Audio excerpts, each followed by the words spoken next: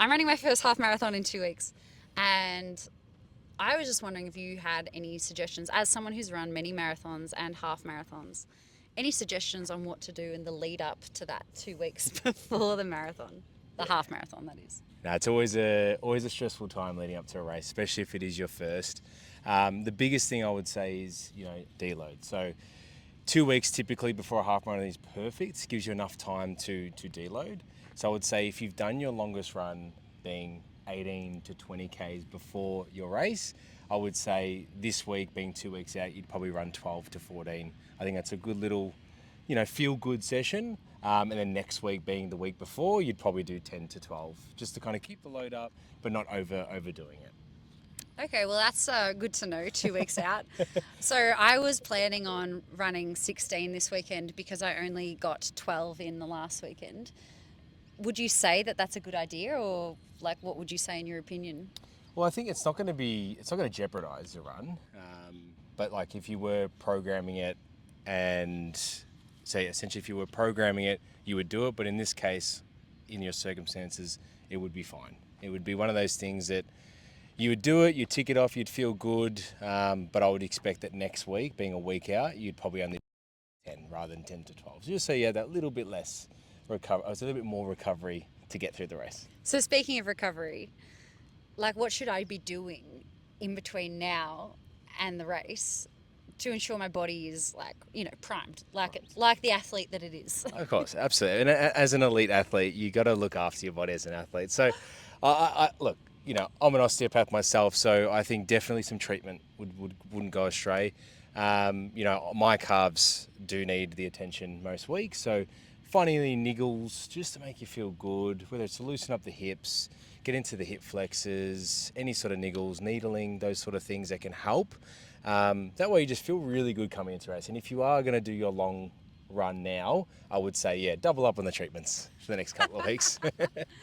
So then what about like fueling before the race? Because like I see a lot of people talking about, like having the carb gels while they're running, and then, having like a big carby meal the night before. Like, should I just load up on a heap of pasta? Is that really what I should be doing? Look, pasta's great. Pasta's great. Not everyone can stomach it, but that's great. But I think a general rule, 2 to 3 days out, start to sort of slowly increase your carb load. 20% on the first night, 50, then almost double it the day before.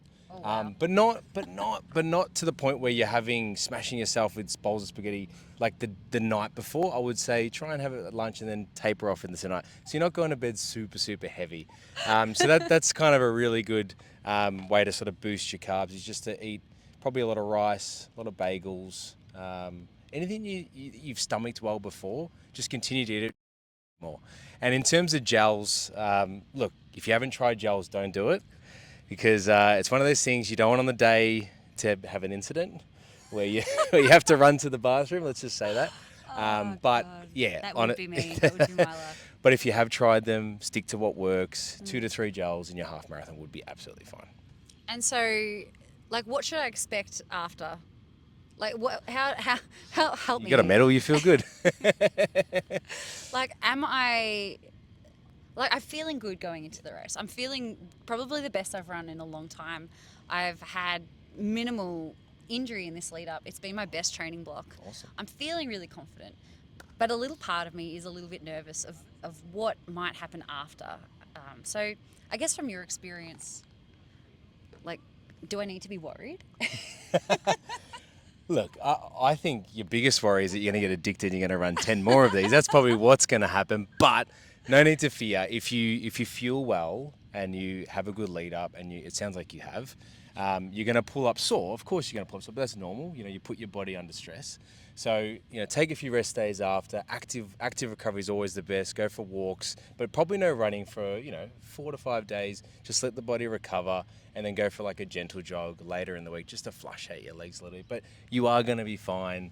But yeah, it's going to be fun. You're going to get addicted and I'm going to be right next to you. Yeah, for anyone who's running the Carmen's Fun Run in 2 weeks' time here in Brighton, in Melbourne, you might see me chugging along. You might see this guy chugging along as well. We are osteopaths. We are the directors of Alpha Sports Medicine located here in Melbourne, and we love running. So if you have any running questions, please leave them in the comments below. Make sure you like and subscribe to our channel so you can keep up to date with all of our upcoming content.